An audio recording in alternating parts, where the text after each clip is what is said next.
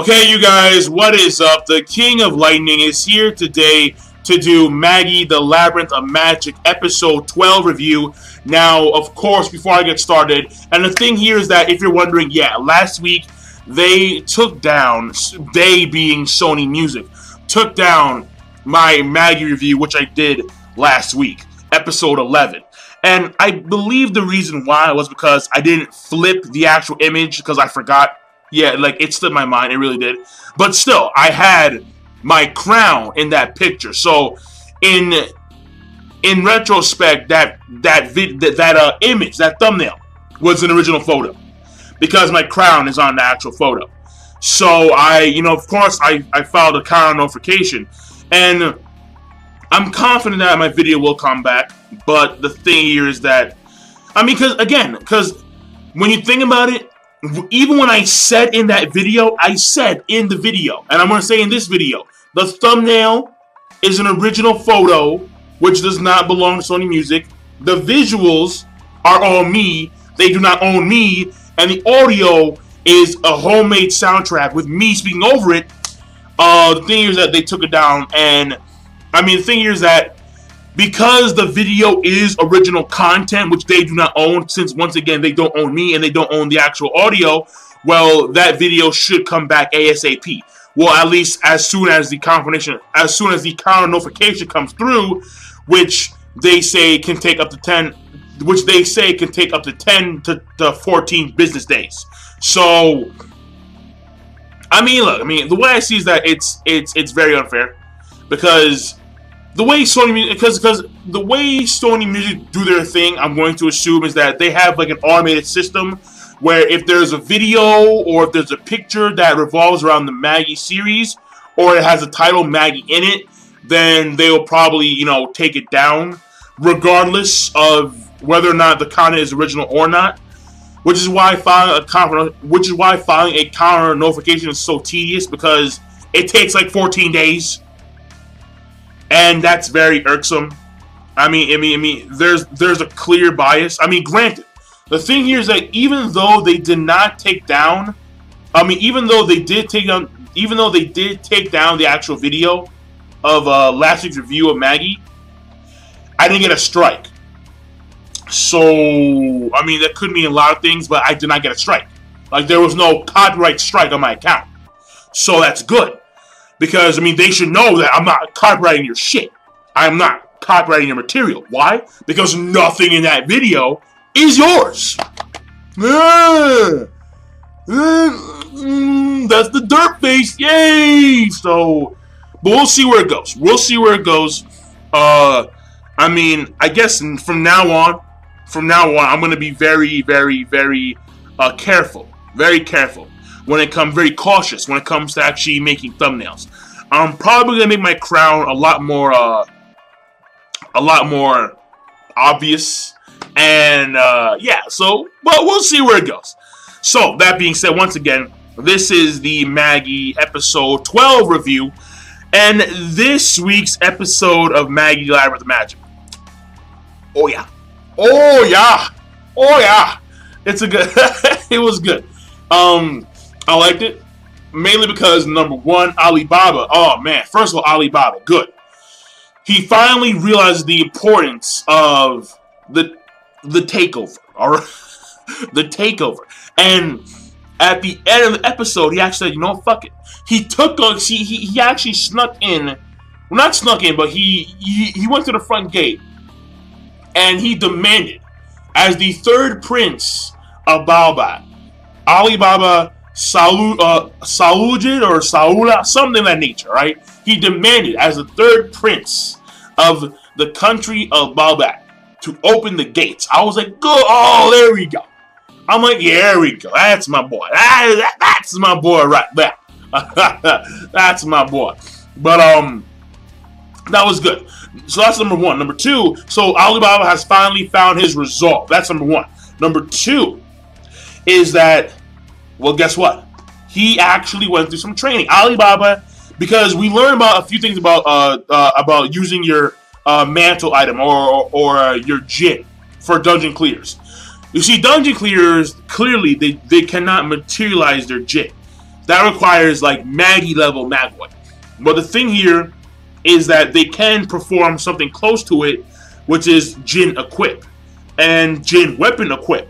Jin Weapon Equip is what the princess of the Co-Empire did when she fought against Ugo, where she said the chant, and then we see her summon her Jin, that water creature. But then what happened is that she actually makes a chant. She does another chant, and then the actual water creature forms into like an aqua sword, if you would. So Alibaba is now going to learn the actual same thing here, where he's going to learn the same thing. And also there's an even higher level where you can actually make the actual Jin cover your entire body in like an armor of some kind. So I believe, I'm not too sure, but I think that what was her name? The girl with one of the princesses of the Co-Empire. The girl that we saw using that wind magic, I believe she was the one who actually, she actually did the same thing. She actually equipped like the Jin into like her full-blown body. So, like all over her body. And she was covered in like a Jin armor. So I believe she can do like the same. So yeah, so I believe that's what's going to happen with Alibaba. I believe so. But we'll see where it goes. So that's number 2. Number 3. Number 3 is that, well, yeah. Motherfucking Kashi. Kashim, he's on super takeover mode. He's on super takeover. Where he's like, fuck it. And then apparently he found out about the whole entire plan to make the citizens of Balbad slaves. And the thing is that he was told by an individual, and I forgot the name he gave the individual, but it's the same dude. It's clearly the same fucking guy. And when I say the same guy, the banker and this guy are the same fucking people. The fact that he's emitting dark ruhu, I mean, that to me, obviously, it's the same dude. It's the same cat. He's playing double possum right now, man. He's playing double possum, man. Double agent. That's what he's doing, alright? He's fucking over the country of Balbad by, 1, tricking the king to believing that making the citizens slaves is a good idea. Number 2, by telling the rebels, Kashim and his gang of misfits, that yeah, the king is gonna make the people of Balbad slaves, and I'm gonna give you guys weapons so you can fight them. And it's kind of like this. See, I believe that the reason why he's doing this is so the Co-Empire. So if in fact their end result here is the country of Balbad being severely weakened, then the Co-Empire are gonna come in there, fucking landslide takeover, and not or because I do remember that when Alibaba was told this by Kashim, Alibaba was yelling at Kashim saying, yo, we can't do that. Because not only are we going to lose so many lives, not only are so many people going to die, but also the Co-Empire will be forced in. Okay, right. The Co-Empire will be forced in, and thus they will, fight against the people of Balbad, who will give weapons. And this, of course, may lead to a systematic takeover of the entire country by the Co-Empire. Regardless, the Co-Empire is going to wind up benefiting from the weakening of the country of Balbad, or just a systematic takeover once the war actually starts. And plus, the citizens of Balbad, I don't think that they can actually fight against, the Co-Empire, because the Co-Empire, not only do they have like monsters, dungeon monsters, but they have dungeon clearers, like a lot of them, like 5 of them.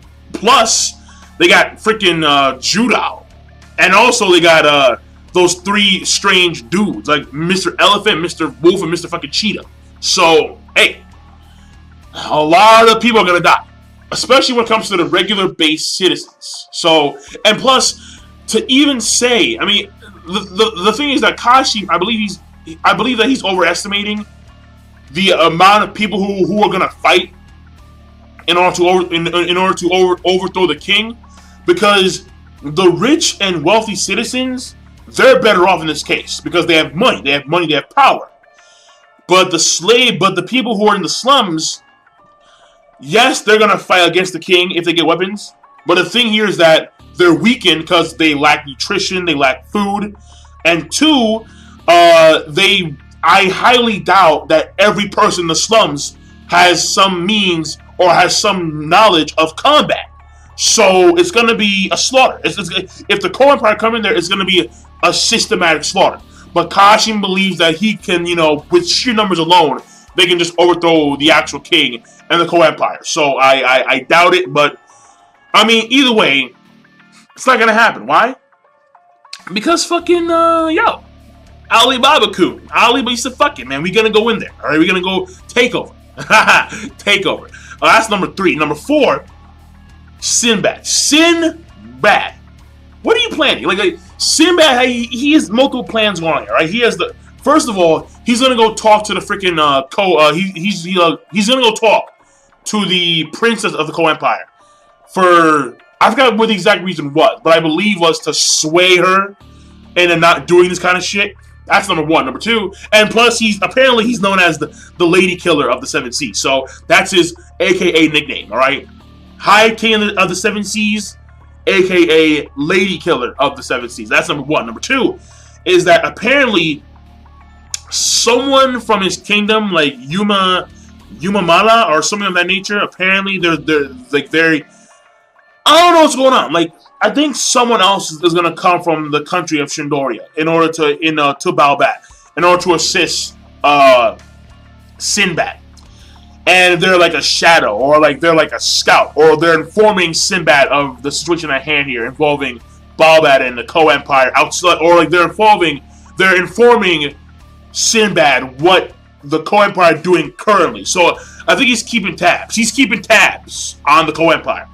I believe so. At least that's what it seemed like. But I could be wrong. But either way, Sinbad has multiple sets of plans here going on at the same time. And I like that. I really do. Sinbad, the king of Shindoria. I like it. I love it. So, I'm done. Shocker, shocker, I'm done. Because, I mean, I could go into summary mode right now. But, I'm like, nah. Oh, yeah, because, I mean, overall, it was very simple. It was very simple, very straightforward. The main focus points were what I just said. And, of course, Aladdin, he's still out because, Aladdin's still out.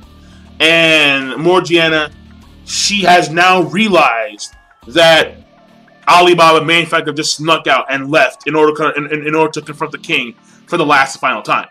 So, but we'll see. We'll see where it goes. I like it so far. I really do. The tension is high.